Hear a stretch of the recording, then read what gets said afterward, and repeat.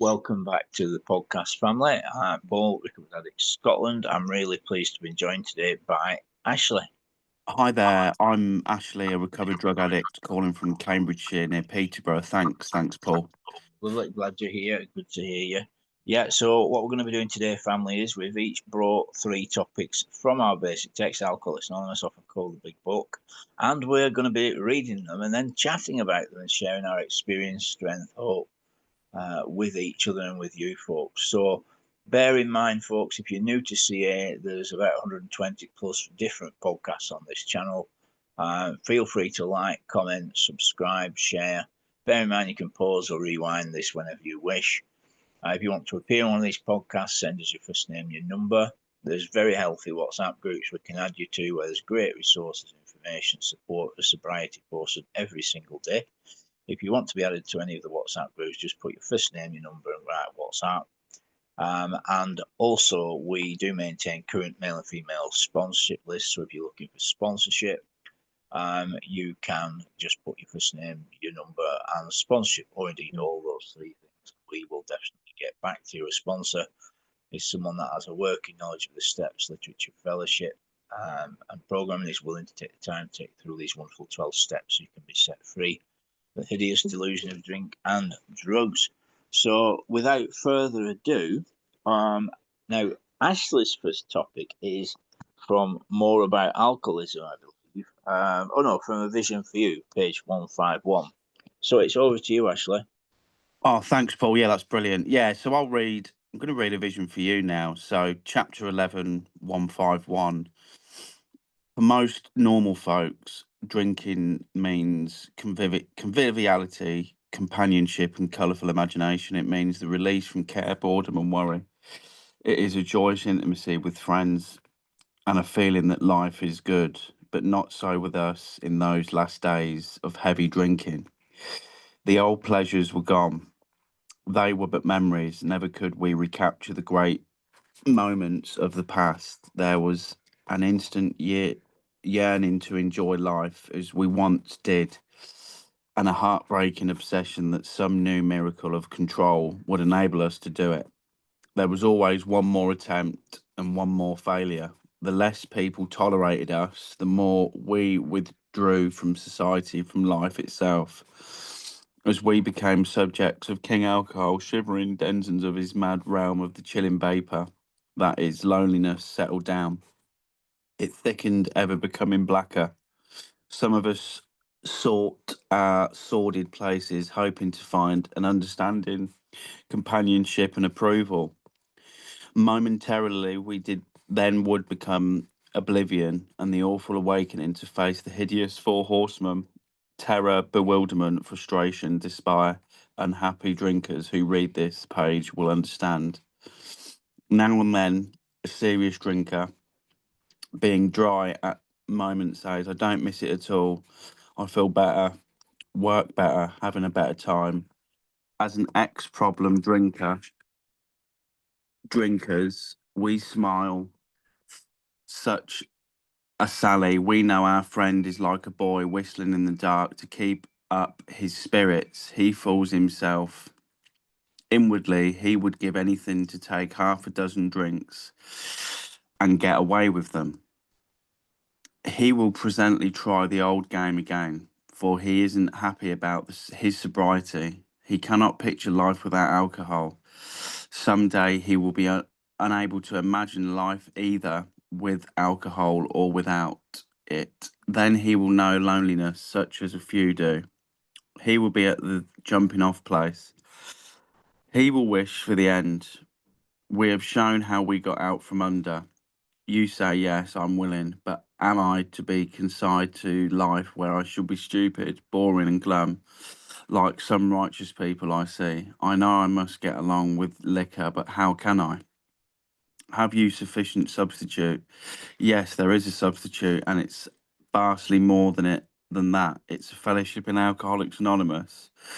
There you will find release from care, boredom, and worry. Your imagination will be fired. Life will mean something at last. The most satisfactory years of your existence lie ahead. Thus we find the fellowship, and so will you. How is that to come about, you ask? Where am I to find these people? You're going to meet these new friends in your own community. Near you, alcoholics are dying helplessly like people in a sinking ship.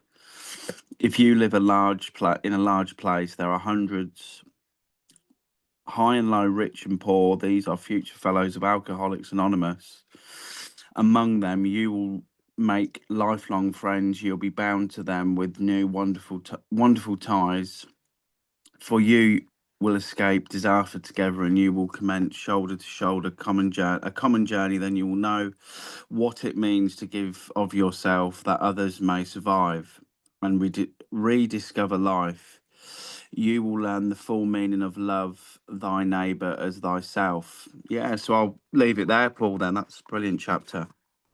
Did you want to say a few words about that, Ashley? Yeah, no problems. Yeah, so yeah, from what I can take of that, I mean, when I first came into the sort of rooms and the meetings and understanding what this was all about, I've come across obviously a vision for you, and it's a real powerful part of the book. It's, it gives me a rough idea of what it is I'm up against, to be honest. It starts off by saying most normal folks can drink.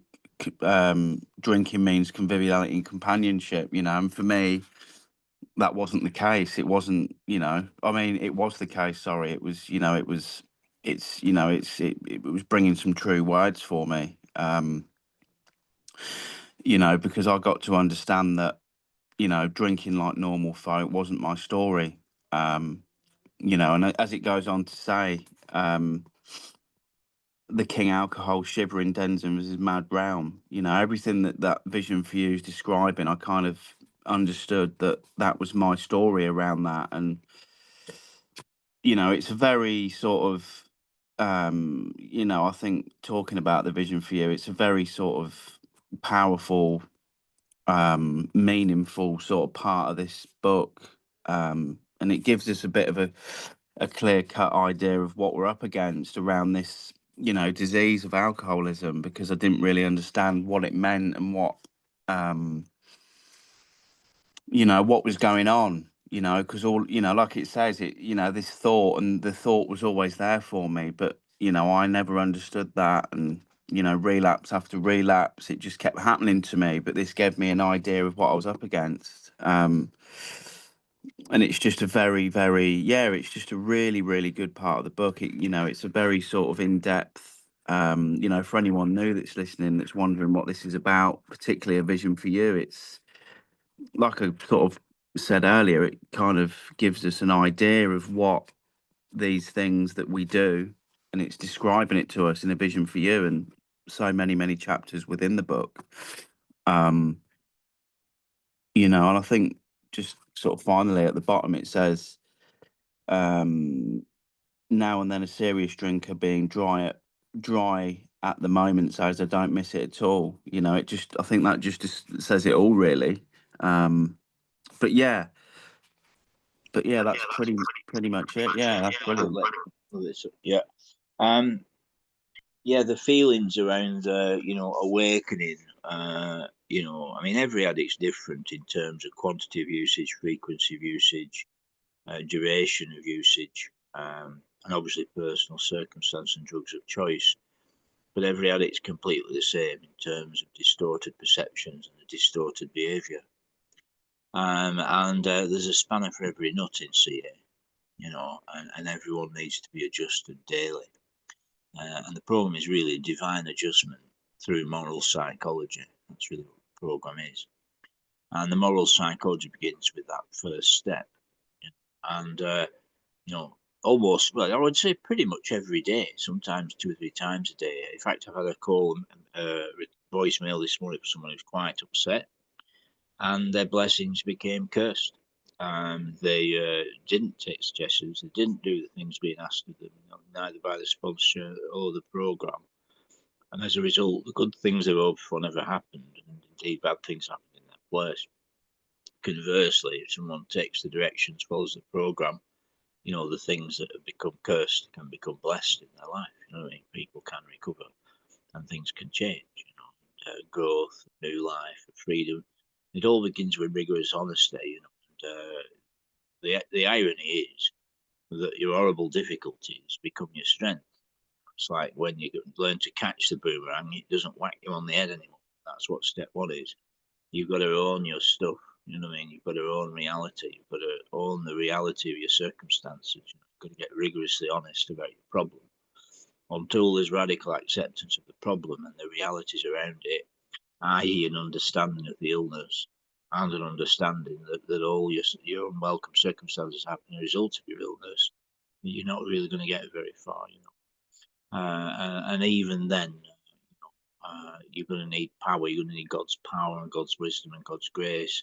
You'll need to get right with God and your fellows, you know what I mean? And, learn to live a new lifestyle. But certainly these feelings, terror, bewilderment, frustration, despair. I mean, look, you've got low bottom addicts and high bottom addicts. You know what I mean? Not everyone's been stood in front of a mirror getting a hit in their neck. You know what I mean? Or their morning devotions involve a spoon and some old filters that they hope to get a bit of gear out of. I mean, it doesn't have to be that case. And, so folks can recover from all different levels and quantities of addiction and frequency of usage, you know, and everyone's welcome and everyone's equal. However, everyone's motivation, I mean, no one likes being skinned to miserable, but that's usually the two features, you know, finance and feelings, that brings everyone to recovery. You know, how you feel about your behaviour and consequences and cash. That's what brings virtually everyone to recovery. And conversely, how you feel in recovery and seeing a few pounds mount up in the bank account are great motivators to stay clean and sober. So I'm going to introduce my first topic, which is more about alcoholism, page 30, which is here. Most of us have been unwilling to admit we're real alcoholic addicts. No one likes to think they're bodily and mentally different from their fellows. It's not surprising our drinking and drugging careers have been characterised by countless vain attempts to prove we could drink and drug like other folk. The idea that somehow someday they'll control and enjoy their drinking and drugging is the great obsession of every abnormal user and boozer. The persistence of this illusion is astonishing. Many pursue it to the gates of insanity or death. We learned we had to fully concede to our innermost selves that we were alcoholic addicts. This is the first step in recovery. The delusion that we're like other folk, or presently maybe, has to be smashed. We alcoholic addicts are men and women who have lost the ability to control our using and our boozing. We know that no real alcoholic addict ever recovers control. All of us felt at times that we were regaining control, but such intervals, usually brief, were inevitably followed by still less control, which led in time to pitiful and incomprehensible demoralization. We are convinced to a man that alcoholic addicts of our type are in the grip of a progressive illness. Over any considerable period, we get worse and better. We like men who have lost their legs, they never grow new ones. Neither does there appear to be any kind of treatment that will make alcoholic addicts of our kind like other folk. We've tried every imaginable remedy. In some instances, there's been a brief recovery, followed always by a still worse relapse. Physicians who are familiar with alcoholism and addiction agree there's no such thing as making a normal user or boozer out of an alcoholic addict. Science might one day accomplish this, but it hasn't done so. Yet, despite all we can say, many who are real alcoholic addicts are not going to believe they're in that class. By every form of self-deception and experimentation, they'll try to prove themselves exceptions to the rule. Therefore, not addicts and alcoholics. Anyone who's showing inability to control their drinking and drugging, who can do the right about face and drink and drug like a gentleman, our hats are off to them. Heaven knows we've tried hard enough and long enough to drink like other folk. Here are some of the methods we tried, actually. Drinking beer only, limiting the number of drinks, never drinking alone or never using alone, different drugs, different quantities, never using or boozing in the morning, using or boozing only at home, never having it in the house, never using or boozing during business hours, using or boozing only at parties, going from scotch to brandy or heroin to crack or weed to alcohol, drinking only natural wines or drugs, agreeing to resign if ever drunk on the job, taking a trip, not taking a trip, swearing off forever with and without solemn oath, taking more physical exercise, reading inspirational books, going to health farms and sanitariums, accepting voluntary commitment to asylums. We could increase the list ad infinitum. Yeah. Yes. So, so go on, Ashley. Go ahead, mate. Oh, yeah. Sorry, Paul. Yeah, I was just gonna. Yeah, that's a brilliant reading. More about alcoholism. Very powerful chapter. Within the parts of the book as the vision for you. It's all pretty much the truth around alcoholism, like you were saying, and trying these methods of, I guess, strategies to believe that we can do things like normal people, and it's a very obvious part of the book that it begins to tell us that we can't do things like normal people, and that's something that it's the obvious, and I think it's it's the truth around the book. Because when we use and when we drink, it's all a lie. It's all false feelings. But with this stuff, and especially this chapter, it's all truthfully sort of written black and white context of the big book of that outline within more about alcoholism, chapter 3. And that was most of us have been unwilling, and I find that's the key thing, unwilling to look at the truth, and it's telling us what we're up against here.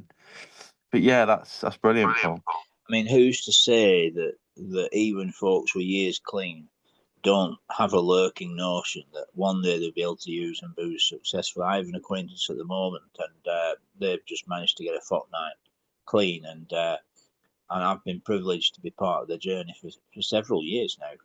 And what I've noticed is when they're managing to get a substantial chunk of clean time, like a year or 8 months, 6 months, that kind of thing, they'll sometimes share in the shares. Oh, I know I can't use for quite a while, and and they've got a reservation. They're like, oh well, what I'll do is I'll use eventually, and that's that bit there where it says that one day they'll be able to control and enjoy the using and boozing. And God knows the heart. God knows the thoughts of all flesh. I mean, you don't have any secrets. The idea that a human has secrets is a delusion. God knows every single thought, word, and deed of every single creature. You know what I mean? And deep within, God knows the subconscious thought. Actually, So if anyone has the lurking notion, God knows about it. And that's why we've got to continue in this process, and morning devotions, nightly inventory, developing, maintaining, and participating in the sober network, affirmations, prayer, meditation, reading spiritual literature out loud if possible, all these things, and other disciplines, going through around the 12 steps and then learning to take others through the 12 steps in order to stay spiritually fit. What we really have is a commitment to abstinence on the basis of what happens when we don't have a commitment to abstinence. And then we have a moral responsibility to maintain a fit spiritual condition.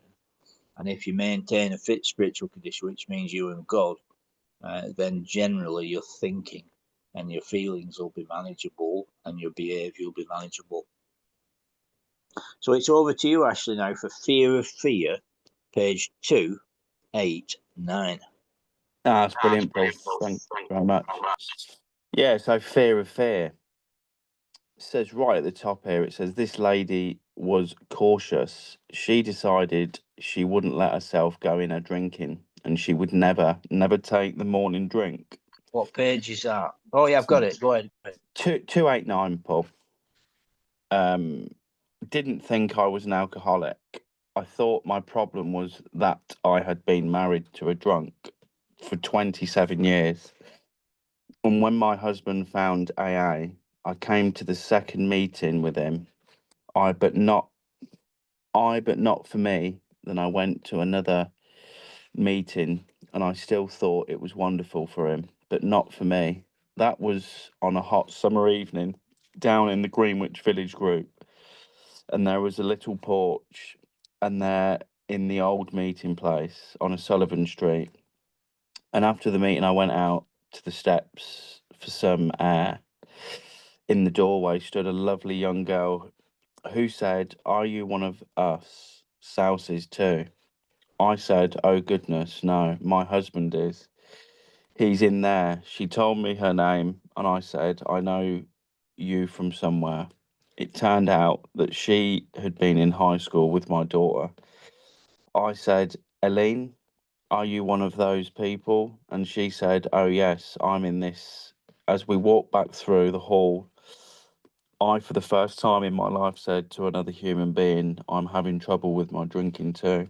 She took me by the hand and introduced me to the woman that I'm very proud to call my sponsor.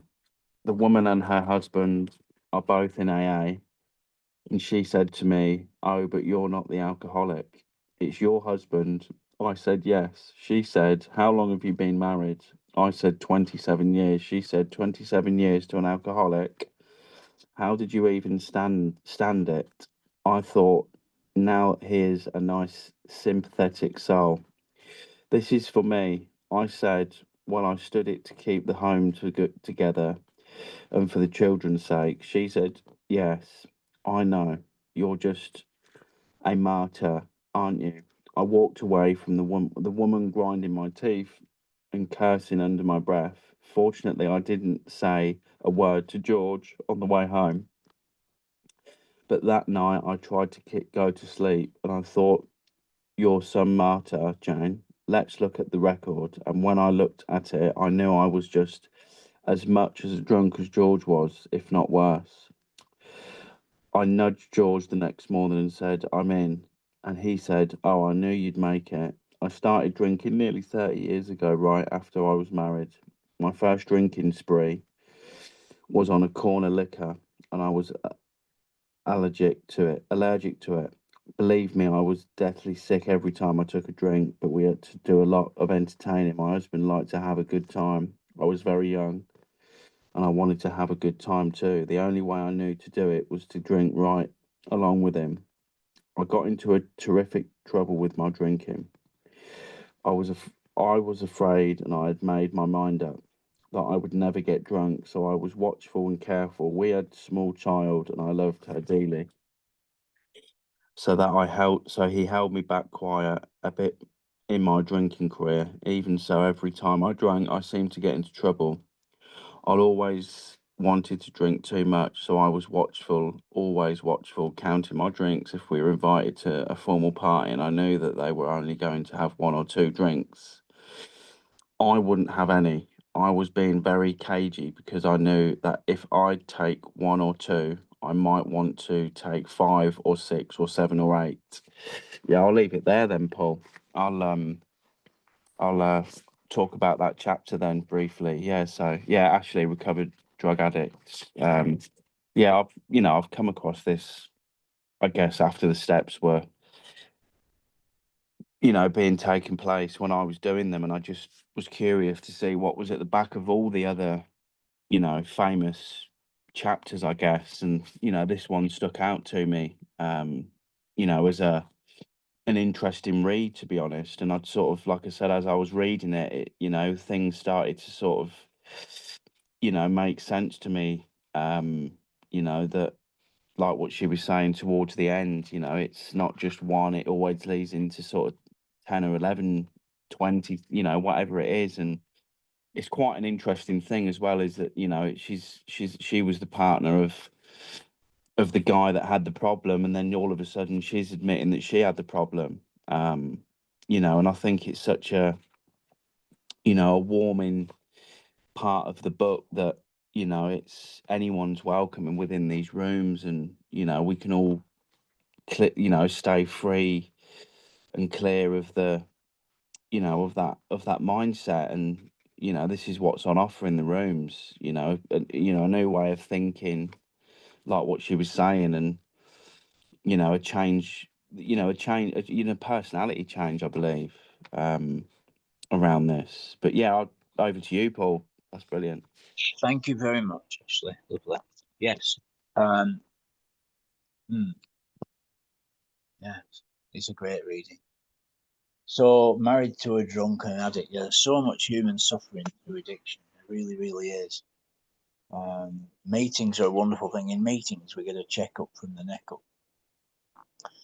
Meetings are very important because each group sponsors everyone in it. You don't often realize it actually, but whenever you log into a 12-step meeting, the meeting etiquette, both before, after, and during the meeting, the ethos, the preamble, the readings, the shares, the whole thing is mentoring you and sponsoring you, supporting you and guiding you, you understand? And that's one of the purposes of the group. The other purpose is the teaching and practice of these 12 steps, which means the importance of abstinence, the motivation for abstinence, the power that enables you to continue abstinence, which is the power of the Creator, the power of God, whether for you that's Jehovah, Allah, the Lord Jesus Christ, the Spirit of the universe, a designer, intelligent designer of all things. You have to have a higher power if you want to recover. And no human is without a higher power. Your next breath comes from God. Okay, so nobody breathes without God. You know what I mean? And we have to be real. You know, recovery is about being realistic, about reality, actually. You know, and you know, not imagination and fantasy and delusion. It's about reality. You know, and my commitment to abstinence is because of what happens when I don't have that commitment to understand. But then I'm going to need power. And you know, the human suffering from addiction. You know, the call I had this morning was from an individual that's going through difficulties and has suffered family trauma as a direct result of not taking the suggestions and the guidance offered to them. And they're not very happy. You know, and I'll be ringing them shortly. They're not very happy because they're not taking direction. You know, this program works 100 times out of 100. You know, I've never seen anyone fail that's even near thoroughly followed this path, actually.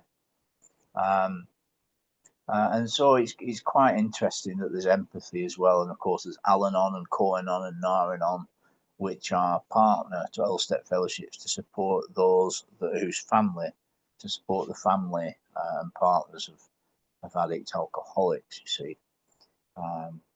Yeah, so it's wonderful that she had some understanding and she had some support and some guidance. Yeah, so persons share their experience, what it was like, what it's like today, and what happened. So yeah, thanks for sharing that, Ashley. So my next topic is from the doctor's opinion. Here it is. Now, this paragraph here, Ashley, for me, is one of the most important paragraphs certainly in the doctor's opinion.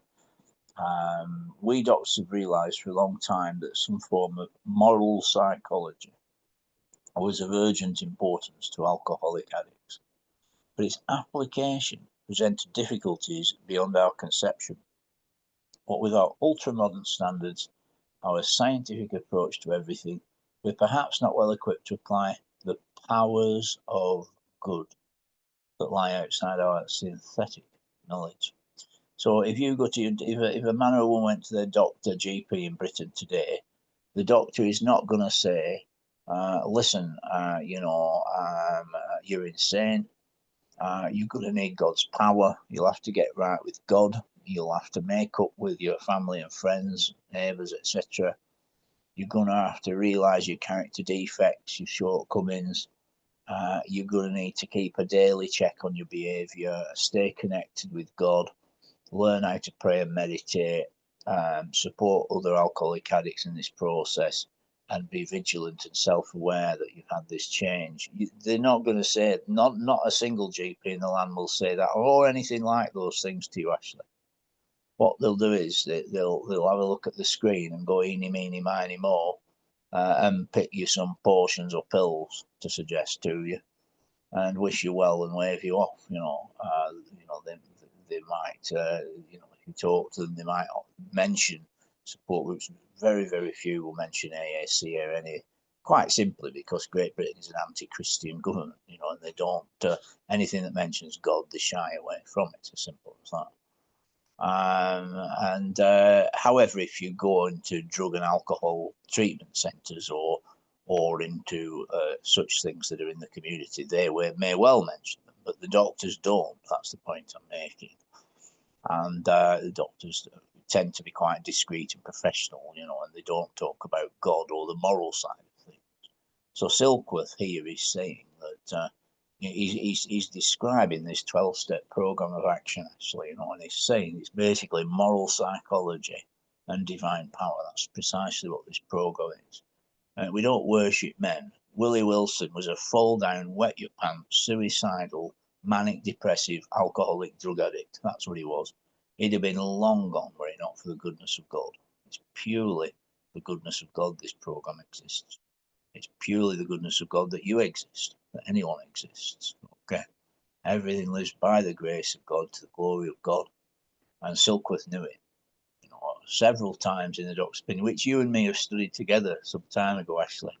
I thought at least 3 or 4 times in the doctor's opinion, Silkworth refers to God very discreetly and professionally and astutely, and he does so here by saying the powers of good that lie outside human knowledge. What a discreet way to talk about God, So what he's basically saying is that this program is moral psychology and God's power. What do you think, Ashley?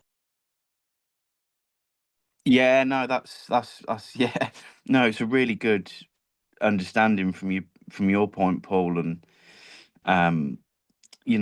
just to sort of echo what you were saying there around, you know, my understanding obviously with the chapter and me having the similar experience, I've got a problem, I need to go to the doctor, and like like what you were saying, I believe it as well is that they're not gonna understand the concept of addiction, and it's always like you say, a pill or a short fix, and I've always been on that ethos of I need a long-term solution around this internal problem I've got, and I guess a pill or whatever it was that was being offered, and pretty much like it describes in the book, it's not going to help people like us. We need a spiritual solution and a power to restore that mindset. And yeah, it's just a very, very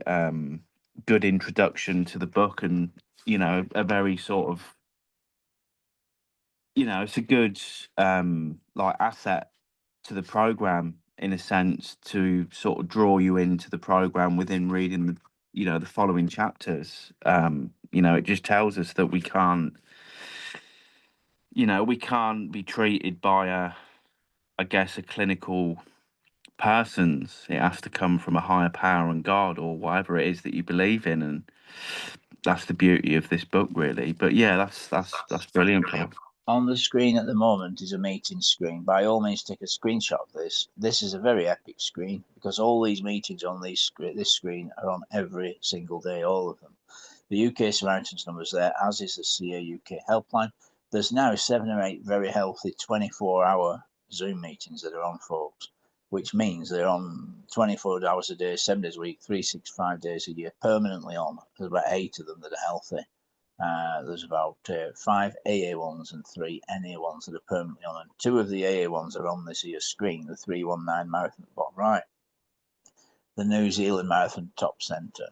So by all means, take a screenshot of that and get yourself to a meeting where you can hear messages like what you've just been listening to and what you're going to continue to listen to every single day.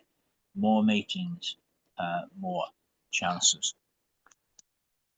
So what we're going to do now, we're going to go to Ashley's next topic, which is into action. So it's over to you, Ashley. Oh, thanks, Paul. Yeah, so chapter 6, into action. Having made our personal inventory, what shall we do about it? We've been trying to get a new attitude and a new relationship with our Creator, and to discover obstacles in our path. We have admitted certain defects with our ascertained in a rough way that the trouble is we've put our finger on the weak items in our personal inventory. Now these are about to be cast out. This requires action on our part, which, when completed, will mean that we have admitted to God, to ourselves, and to another human being the exact nature of our defects. This brings us to the fifth step. In the program of recovery, as mentioned in the preceding chapter, this is perhaps difficult, especially discussing our defects with another person. We think we have done well enough in admitting these things to ourselves. There is a doubt about that. In actual practice, we usually find solitary self-appraisal insufficient. Many of us thought it's necessary to go much further. We will be more reconciled discussing ourselves, which another person, when we see good reasons why we should do so. The best reason first, if we skip this vital step, we may not overcome drinking. Time after time, newcomers have tried to keep themselves certain facts about their lives, trying to avoid these humble experience.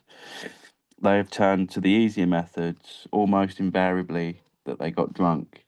Having preserved with the rest of the program, they wondered why they fell.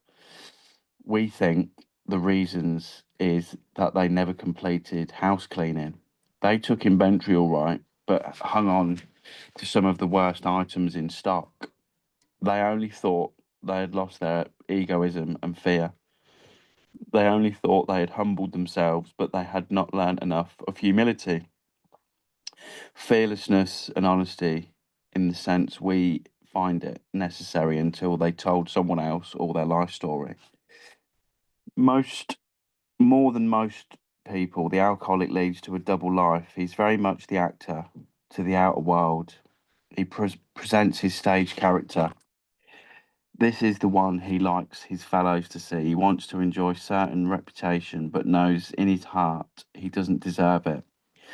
The inconsistency is made worse by the things he does on his sprees. Coming to his sense, he is revolted at certain episodes and vaguely remembers. These memories are a nightmare. He trembles to think someone might have observed him.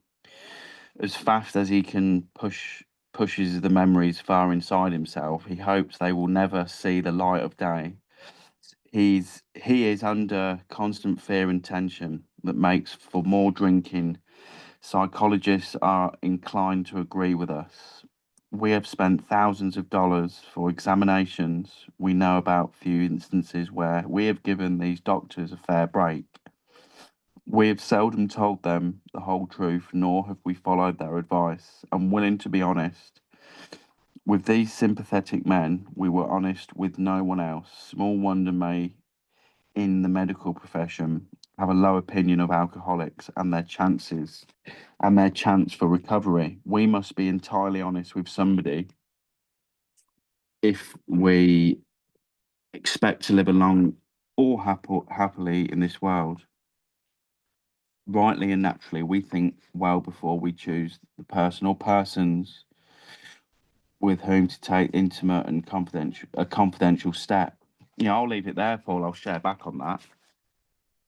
Into action then. So, I came into the, recovery program, like I've probably mentioned before on the podcast, reading chapters, but the into action is telling me that, having made our personal inventory, what should we do? What should we do about it? I've got to do something about this now, and it's telling me that I've got to do, the fifth step. It says the fifth step in the program of recovery mentioned in the preceding chapter. So it mentions the fifth step in the preceding chapter for me was into action. So I've got to put some action around all the stuff that I've been told and, keep on keeping on really with the sense that I've got to keep on doing this stuff. And, it's, like it was saying in the book, it mentioned about the spree, and the spree is always the classic one for me is that I can, the clean time is cool, but the sprees are more predominant if I'm not being honest around certain things. And, I've got to make an action based system within my own way of thinking to do this, to live a joyful, peaceful life and, help others. And, you know, what can I do to help another person within this, you know, awful diseased sort of mindset? But yeah, that's pretty much what I think of that, Paul, really, to be honest. Yeah, this solution is service, unity, and recovery that helps us keep a transparent, accountable lifestyle. It's a three-legged stool: service, unity, recovery. Now, most addicts are too lazy to keep up consistent service or take it on, too lazy and self-centered. Others cop a silly resentment based on self-centeredness and fear and arrogance and stop doing service. Now the next, conversely, or similarly, I ought to say, they choose not to sponsor others, or they stop sponsoring others. The elephant in the room that you don't to your meetings, probably well under a quarter of folk that go through the steps go on to consistently sponsor others through the steps. So a lot of addicts stop doing service basically, or don't do it in the first place. The next thing is as soon as you stop doing that, you instantly reduce your unity, which means talking to and spending time with other addicts. But you'll probably still have some unity by attending meetings. But because it's a self-centered, foolish delusion, the human condition and addiction, what happens is folk often ease off on unity. And then all we're left in, and thank God for that, all we're left with then is recovery, which is living clean and in the solution. But then you're on a one-legged stool, Ash. Now you can sit on a one-legged stool, you can, but you need to maintain a state of tension. And now the problem with that is if you fall asleep, you'll fall on your ass, and that's what it says there. Look, constant fear and tension. So, but that is the path for most addicts. They end up with little or no service, little or no unity, and they end up with just recovery left, living clean and largely in the solution. But then that gets painful, you see. That gets painful for various reasons. And then they have to go and fix themselves, and they go and self-medicate. And that's unfortunately the path for, well, I say the majority, but a vast amount of addicts, alcoholics who got recovered, but didn't stay recovered, yeah. So that brings me happily on to the last of today's topics, which is here, how it works. Now, this is, well, I think it's one of the very best bits in the book. It's certainly where I go to if someone picks up again during a round of steps, or they've picked up again shortly after going through the steps, i.e. in the first month or two. This is where we go to 58 to 60 up until the ABCs. So this is chapter 5, how it works, page 58. Rarely have we seen a person fail who's thoroughly followed our path. Those who don't recover are folk who can't or won't completely give themselves to the simple program. They're usually men and women who are constitutionally incapable of being honest with themselves, actually. They are such unfortunates. They're not at fault, they seem to have been born that way.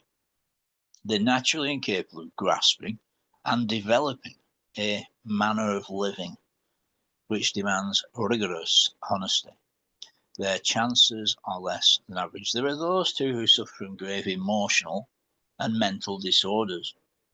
Many of them do recover, though, if they've got the capacity to be honest.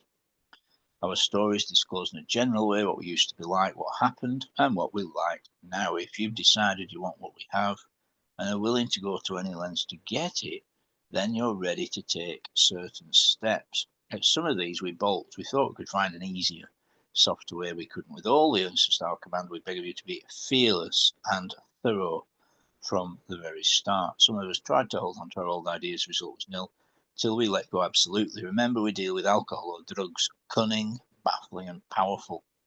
Without help it is too much for us, but, Ashley, there is one who has all the power. That one is God.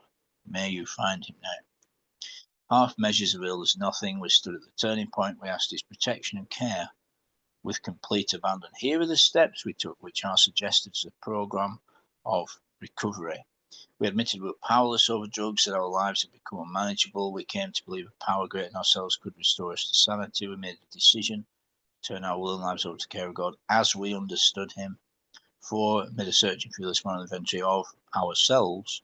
5, admitted to God, to ourselves, and other human beings the exact nature of our wrongs. 6, were entirely ready to have God remove all his defects of character. 7, humbly asked him to remove our shortcomings. 8, made a list of all persons we know and became willing to make amends to them all. 9, direct amends to such folk wherever possible, except to do so would injure them or others. 10, continued to take personal inventory when we were wrong, promptly admitted it. 11, sought through prayer, meditation, to improve our conscious contact with God as we understood him, praying only for knowledge of his will for us and the power to carry that out. 12, having had a spiritual awakening as the result of these steps, we tried to carry this message to alcoholic addicts to practice these principles in all of our affairs. Many of us exclaimed, "What an order! I can't go through with it." Don't be discouraged. No one among us has been able to maintain anything like perfect adherence to these principles. We're not saints. The point is, we're willing to grow, actually, along spiritual lines. The principles we've set down are guides to progress. We claim spiritual progress rather than spiritual perfection. Our description of the alcoholic addict, the chapter, the agnostic, personal adventure before and after, make clear 3 pertinent ideas. A, that the alcoholic addict couldn't manage our own lives. B, probably no human power could have relieved our alcoholism. C, God could and would if he was sought. Being convinced, we were at step 3, which is that we decided to turn our will and life over to God as we understood him. Just what do we mean by that, and just what do we do? And then it goes on to discuss the principles of the 3rd step. So a lot of persons, they still grasp this manner of living. So that's what this really is. It's a manner of living, a design for living that works in rough going. It's a lifestyle. If recovery is not a lifestyle, you might not have it very long. You know, a lot of folks still grasp this manner of living when they're using, you know what I mean? Or when they get in the first few days, like, oh yeah, I know this, I know that, I know the next. But they've failed to develop the lifestyle, actually, and it's not worked out for them. I've never seen anyone fail that's thoroughly followed this path, or even near thoroughly followed this path, actually. You know, yeah, it's a simple program for complex folk, and it's all about rigorous honesty. You know, you have to be completely honest. You know, honesty is the foundation. Step 1, 2, 3: honesty, open-mindedness, willingness. The how of the program. For others, it's the who of the program. Some folks have to be willing to be honest before they can be honest. Some folks are desperately deceitful. The human heart without the Spirit of God is desperately wretched and deceitful. But the human heart with the Spirit of God is a treasure, an absolute treasure. You know, when you hear shares in meetings, it's folks sharing what it was like, what it's like today, and what happened to bring about and sustain this transformation. You know, so I love this bit of the book. Half measures veil. There's nothing stood at the turning point. We asked his protection and care with complete abandon. And I'll just say this as well: the centrality, the supremacy, the sovereignty of God is at the very centre of this process. Step 3 and 11 are drastic proposals, particularly for alcoholic addicts, to actually turn your life and your thinking over to the Creator. Is at the very centre of this program, actually. You know, that's the way you get sobriety. The way you maintain sobriety is through a real relationship with God, through an accountable relationship with God. That's how sobriety is and life itself is sustained.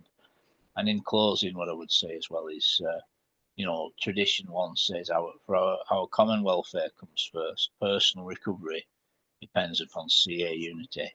And tradition 2 says for our group purpose, there is but one ultimate authority, a loving God as he may express himself in our group conscience.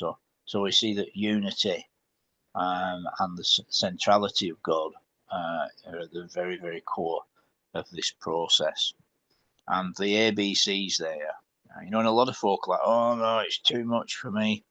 Well, you know, it works every time. This program works every time. It's not a cult. You're free to do what you want to do, you know, and it's free. So get involved, take some action, you can recover, you know. And lastly, the ABCs there, which is on page 60 of how it works. That's like a microcosm of step 1, 2, 3. That you admit that you're alcoholic addict, you can't manage your own lives.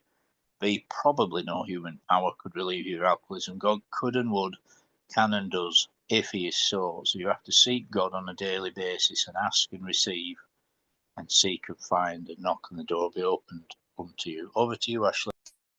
Yeah, thanks, Paul. I couldn't have said it better myself, really. But yeah, it's a very good it's a quality part of the book. It's telling me how it works. If I'm coming into this as a new guy, and it's giving me the 12 steps, in a format of what happens. Step 1 is obviously a very powerful, and still is. We admitted that we were powerless, and that was the first step that's the first step that we have to do. And what is powerless? What does powerless look like for me or anyone? And it's all these things that I had to sort of look at, and I suppose many of us do. The powerlessness over I guess that thought. I'm powerless over the thought. What do I need to do? I need to look at the step work and get some power back around that thought. And this is exactly what this is what it does. And as you was mentioning, Paul, it's the ABCs. It's the nuts and bolts of what we need to do to get well again. And yeah, but that was just a brief sort of descriptive from me, really. But yeah, that's brilliant, Paul. All right, family, that's a wrap for today. What to do is stay safe, stay strong, more prayer, more power. God will do for you what you can't do for yourself, but you'll have to do for yourself what you can do. Have to suit up, show up, get into action, keep things trudging. Don't become deceived. Don't be in fear, and don't become deceived, either self-deceived or deceived by the Lord power or other folk. Don't be deceived, friends. Thinking the truth, speaking the truth, walking in the truth is how folks recover from a hideous, self-centered delusion of drinking and drugging. So I just want to say thank you, Ashley, for being here today, for taking time. It's been an absolute delight, as always. Yeah, thanks very much, Paul. Top man. It's okay, family. So stay safe, stay strong. Remember, like, comment, share, subscribe. If you want to get involved, appear on the podcast, let us know. If you're looking for sponsorship, you want to be on the WhatsApp group, let us know in the chat and we'll get back to you. Okay, Baruch Hashem. Shalom, shalom, folks.